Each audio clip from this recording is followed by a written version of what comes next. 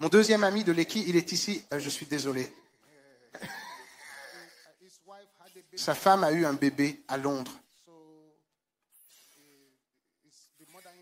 Donc la belle-mère est partie rejoindre la femme pour s'occuper du bébé à Londres. Alors il a quitté le Nigeria pour aller voir le bébé et la mère.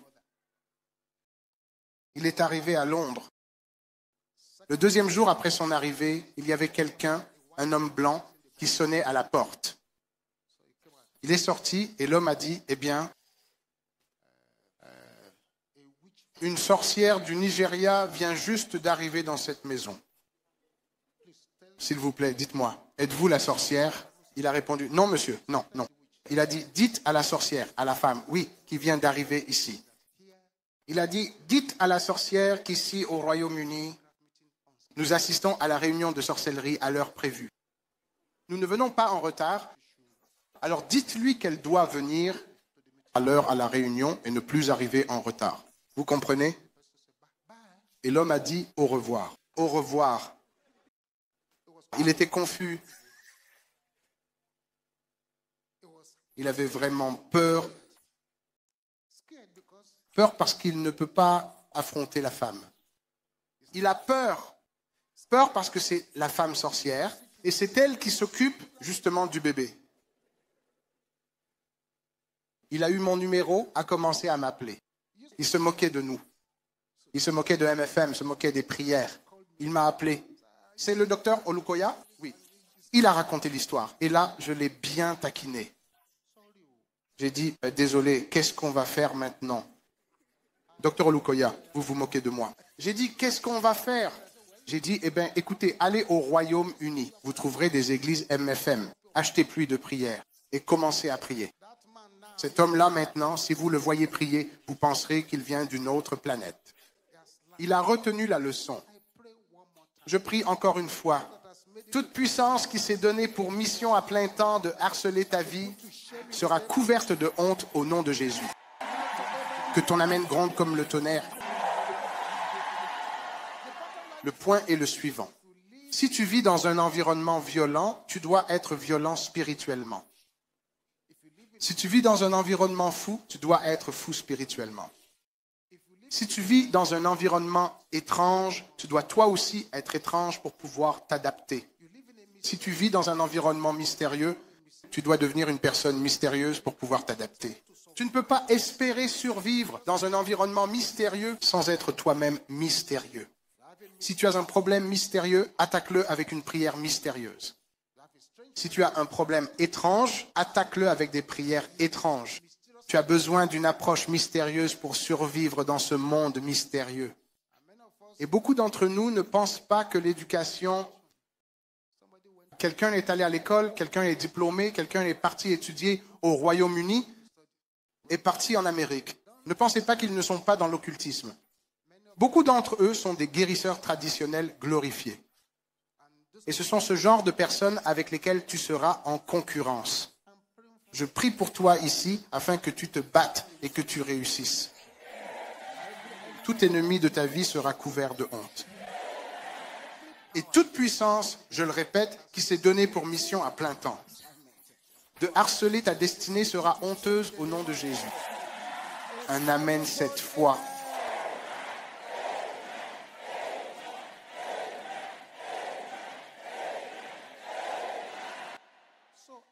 Donc tout se résume finalement à l'ignorance. La Bible dit que mon peuple périt par manque de connaissance. Ils ne savent pas quoi faire, alors ils périssent parce qu'ils manquent de connaissance. Il n'y a pas de ténèbres, seulement l'ignorance. Il n'y a pas d'esclavage, seulement l'ignorance. L'ignorance est la nuit de l'esprit. Et la montagne de chaque homme, c'est la montagne de son ignorance. Tu dois apprendre. Tu dois te battre. La Bible dit, tu connaîtras la vérité. Et la vérité que tu connais te rendra libre. La vérité est puissante, mais elle est inutile si tu ne la connais pas. C'est seulement la vérité que tu connais qui agira pour toi. Ce que tu sais, c'est ce qui te fera connaître. Et si tu n'es pas à jour, l'ennemi te rendra obsolète. Je veux que tu comprennes cela très bien. Satan ne fuit pas devant ceux qui ne lui résistent pas. Satan ne respecte pas les accords de paix. Satan ne respecte pas la négociation. Satan est toujours à l'attaque. Et il y a toujours quelque chose en jeu dans chaque conflit que nous affrontons. Donc tout combat auquel tu fais face, ce combat surgit parce qu'il y a quelque chose que l'ennemi souhaite t'enlever. C'est pour ça que le combat existe et le combat est en réalité interconnecté. Le bonheur des uns fait parfois, en effet, le malheur des autres. Nous nous réveillons tous le matin et nous déclarons « Je ne mourrai pas, je vivrai » pour proclamer les œuvres du Christ. Mais quel est le sujet pour l'homme qui vend des cercueils? Le sujet de prière de l'homme qui vend des cercueils, c'est que des gens meurent. Je ne veux pas être malade. Quel est le sujet de prière de l'homme qui a dépensé des millions pour ouvrir un hôpital? Le sujet de prière, c'est que des patients viennent. La vie est ainsi. Tout est interconnecté. Le bonheur des uns fait le malheur des autres. Ce que tu penses être à ton avantage agit parfois contre toi. Tu dois apprendre à te battre. Tu dois faire appel à l'esprit de combat. La Bible dit, depuis les jours de Jean-Baptiste jusqu'à maintenant, le royaume des cieux est forcé. Et ce sont les violents qui s'en emparent. Ce sont les violents qui s'en emparent. J'étais au Congo-Brazzaville. Nous faisions une croisade à l'extérieur du stade.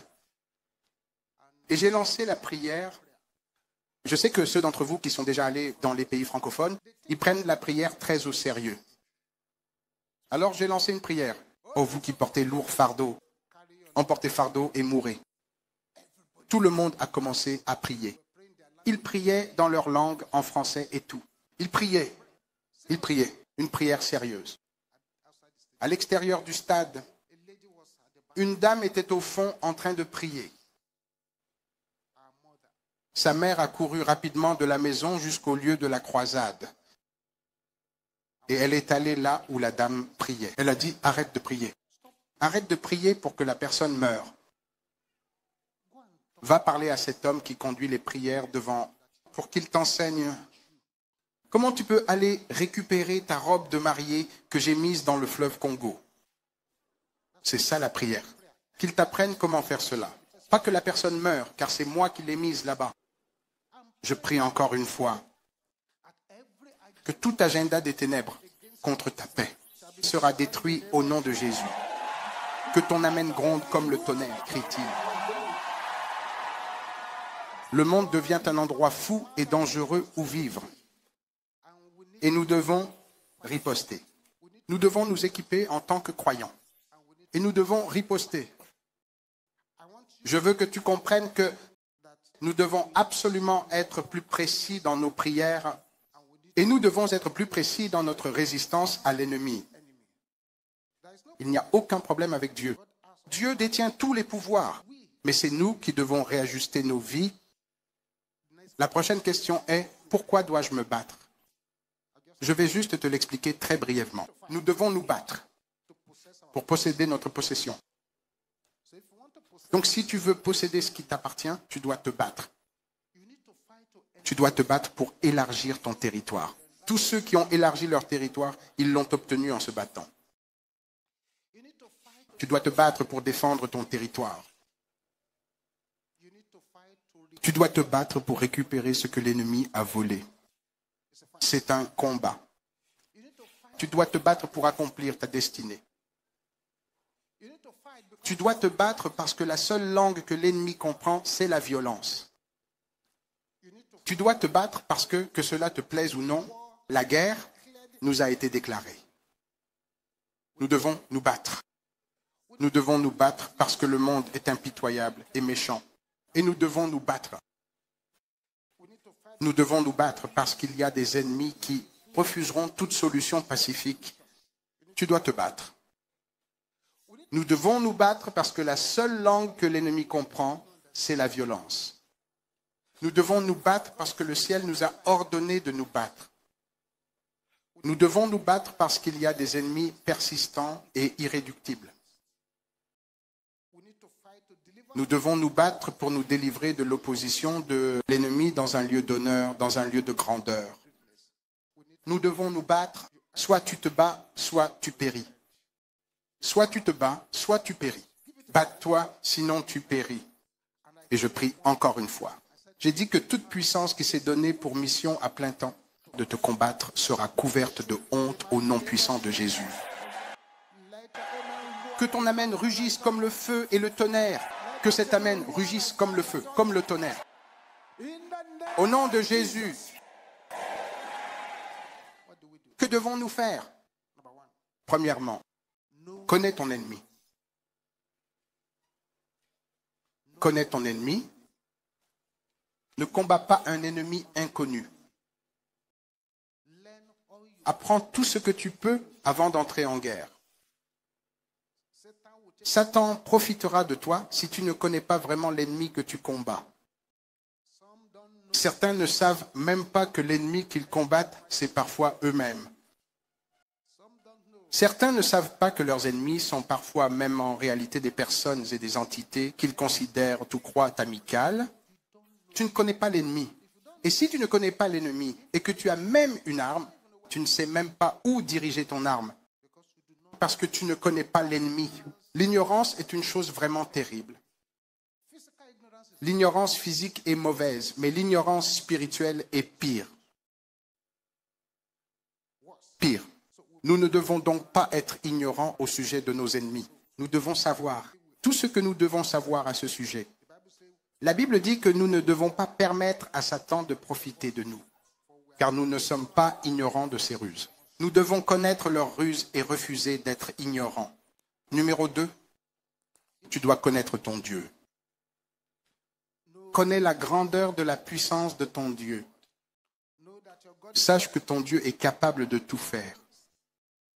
Sache que la puissance de Dieu est une puissance extraordinaire. Connais vraiment le Dieu que tu sers. La principale raison pour laquelle nous venons à l'église est de mieux connaître Dieu. Tu connais mieux Dieu. Laisse Dieu devenir ton ami. 3. Vous devez éviter le péché. Parce que le péché dans votre vie renforcera les ennemis contre vous. Le péché peut transformer un voyage d'1 an en un voyage de 20 ans. Tous les pécheurs combattent contre Dieu. Et vous ne pouvez pas combattre contre Dieu et gagner. La Bible dit qu'un seul pécheur a détruit beaucoup de biens. Et beaucoup des attaques de l'ennemi ne réussiront pas dans nos vies si nous ne mettons pas la main dans le péché. Numéro 4, vous devez connaître vos armes. Les armes à utiliser dans le combat. La raison pour laquelle il y a des armes dans la Bible est parce que nous avons des ennemis à affronter. La Bible dit « Soyez forts dans le Seigneur et dans la plénitude de sa puissance ». Pourquoi dit d'être fort? Parce qu'on a un ennemi puissant. Alors vous devez connaître vos armes. Donc si vous êtes ici, vous ne lisez pas la Bible, que vous ne lisez pas de livres chrétiens, que vous n'apprenez pas le combat spirituel, que vous n'apprenez pas ces choses, il vaut mieux commencer maintenant. Le moment, c'est maintenant. À présent, le développement spirituel n'est plus un luxe. C'est quelque chose à apprendre maintenant. Le monde est devenu un endroit méchant. Un endroit vraiment très méchant. Nous devrions atteindre le niveau où nous pouvons sortir nos armes et les utiliser. Il y a un livre à MFM intitulé « 101 armes de la guerre spirituelle ». Si vous ne connaissez pas vos armes, achetez ce livre. Vous apprendrez beaucoup. Numéro 5. Vous devez utiliser les heures de la nuit pour vos prières. Les prières de la nuit. Les prières de la nuit sont très, très puissantes. Parce que la nuit, c'est le moment où toutes les forces qui détestent la lumière sont à l'œuvre. Donc, lorsque vous commencez à combattre pendant les heures de la nuit, vous obtenez plus de victoires. Plus de victoires. Et ensuite, vous devez tout simplement devenir accro à la prière. Soyez dépendant de la prière. Soyez accro à l'école de la prière. Formez-vous à la prière. Vous pouvez décider maintenant, je veux prier 15 minutes sans m'arrêter. Alors vous fermez les yeux et commencez à prier. Si vous ouvrez les yeux, vous notez n'avoir fait que 10 minutes. Fermez les yeux, continuez. Eh bien, après avoir fait 15 minutes de prière ininterrompue, passez à une demi-heure. Après une demi-heure, passez à 1 heure de prière. Vous devez être un accro à la prière. Ensuite, vous devez tout simplement pratiquer le jeûne. Il y a certains ennemis qui ne partiront pas à moins que vous n'ajoutiez le jeûne à vos prières. Jésus a dit que ces choses-là, celle-ci ne partira pas, sauf par le jeûne et la prière. Ensuite, vous devez être un accro de la Bible. Connaissez la parole de Dieu. Connaissez-la à fond. Connaissez-la bien. Soyez capable de la citer. Que vous soyez endormi ou réveillé. Connaissez la parole de Dieu. Et enfin, assurez-vous d'être rempli du Saint-Esprit. Si vous n'avez pas reçu le baptême du Saint-Esprit, allez chercher le baptême du Saint-Esprit. Jésus a dit à ses disciples, ne prêchez à personne tant que vous n'avez pas reçu la puissance d'en haut. Allez dans cette chambre haute. Et tant que ces hommes n'avaient pas reçu la puissance, ils ne sont pas sortis. Parce que Jésus voulait qu'ils reçoivent la puissance, car il savait la puissance à laquelle ils allaient être confrontés en sortant. Ils devaient recevoir ce baptême du Saint-Esprit, avec la preuve du parler en langue. Cela met du feu dans votre prière. Cela ajoute du feu à votre vie. Cela vous donne de la puissance. Aujourd'hui, nous allons prier. Nous allons mener un combat spirituel ici contre certaines forces spécifiques. Ne négociez pas. Ne plaisantez pas. Prenez cela très au sérieux. Considérez cela comme ce qui s'est passé un jour. Il y a eu un accident de voiture. 3 personnes étaient dans le véhicule. L'une avait étudié à la prestigieuse université de Harvard aux États-Unis d'Amérique. La deuxième avait étudié à l'université de Cambridge. Et le troisième homme avait étudié au collège Forabe en Sierra Leone. Ils ont eu un accident de voiture et ont été grièvement blessés. On a conduit les 3 à l'hôpital. Quand ils sont arrivés à l'hôpital, c'est l'homme de Cambridge qui s'est adressé au médecin. Il a dit, « Docteur, je ne me sens pas très bien. » L'Américain s'est tourné vers le médecin et a dit, « Bébé, soigne-moi vite. » Mais l'homme de Forabe a dit, « Docteur, dites-moi qui recevra l'attention en premier. » C'est exactement ainsi que Dieu agit. Levez-vous maintenant et que tous ferment les yeux. Tous les yeux fermés. Mais voyez-vous, si vous êtes ici ce matin et que vous n'êtes pas né de nouveau, vous n'avez pas encore remis votre vie à Jésus. Je suis ici pour vous aider. Je veux que vous receviez la bénédiction maximale du service d'aujourd'hui, le maximum. Parce qu'en parlant, j'ai vu des anges entrer, encore entrer. Donc si vous êtes ici, vous devriez vous féliciter. Ces anges qui entrent. Et ils sont ici pour des raisons bien précises. Tous les yeux fermés. Si vous êtes ici, que vous n'êtes pas né de nouveau, que vous n'avez pas remis votre vie à Jésus. Je ne vous demande pas si vous allez à l'église ou non. Vous n'avez pas une expérience vivante du Seigneur Jésus-Christ. Où que vous soyez, pendant que tous les yeux sont fermés, levez la main droite. Je veux prier avec vous afin que vous puissiez faire partie de la bénédiction d'aujourd'hui. Levez votre main droite. Que Dieu vous bénisse. Levez-la bien haut. Que Dieu vous bénisse en le faisant afin qu'aujourd'hui soit un jour de changement dans votre vie. Si vous levez votre main droite, faites un pas de foi avec courage. Venez vers moi ici à l'autel. Je vais vous attendre ici. Trouvez comment venir à l'autel pendant que je vous attends ici. Que Dieu vous bénisse en le faisant. Que Dieu vous bénisse. Trouvez simplement un moyen de venir à cet autel très rapidement pour remettre votre vie à Jésus. Aujourd'hui est un jour de témoignage pour vous et Jésus vous attend ici. Merci Jésus.